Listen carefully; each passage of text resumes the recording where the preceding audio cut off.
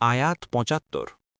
إذا لأذقناك ضعف الحياة وضعف الممات ثم لا تجد لك علينا نصيرا। অনুবাদ: তাহলে অবশ্যই আমরা আপনাকে ইহজীবনে দ্বিগুণ ও পরজীবনে দ্বিগুণ শাস্তি আস্বাদন করাতাম, তখন আমাদের বিরুদ্ধে আপনার জন্য কোনো সাহায্যকারী পেতেন না। মিম স্বনিবর্ণন। তাফসির ১ নং ফুটনোটের বিবরণ। এ সমগ্র কার্যবিবরণের উপর মন্তব্য প্রসঙ্গে আল্লাহ দুটি কথা বলেছেন। ১.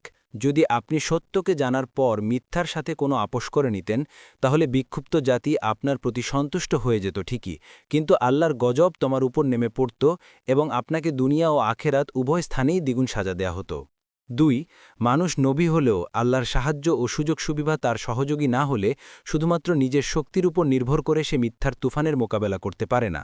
শুধুমাত্র আল্লাহর প্রদত্ত ধৈর্য ও অবিচলতার সাহায্যেই রাসূলুল্লাহ সাল্লাল্লাহু আলাইহি ওয়াসাল্লাম সত্য ও ন্যায়ের উপর পাহাড়ের মতো অটল থাকেন এবং বিপদের শৈলাবস্রোত তাকে একচুলো স্থানচ্যুত করতে পারেনি। তিনি রাসূলুল্লাহ সাল্লাল্লাহু আলাইহি ওয়াসাল্লামকে সাহায্য সহযোগিতা করেছেন, দৃঢ় পদ রেখেছেন, হেফাজত করেছেন, অপরাধী ও দুষ্ট লোকদের ক্ষতি থেকে নিরাপদ করেছেন, আর তিনি তার যাবতীয় কাজের দায়িত্ব নিচ্ছেন। তিনিই তাকে জয় করবেন। তিনি তাকে কারো কাছে, তার কোনো বান্দার কাছে সোপর্দ করবেন না।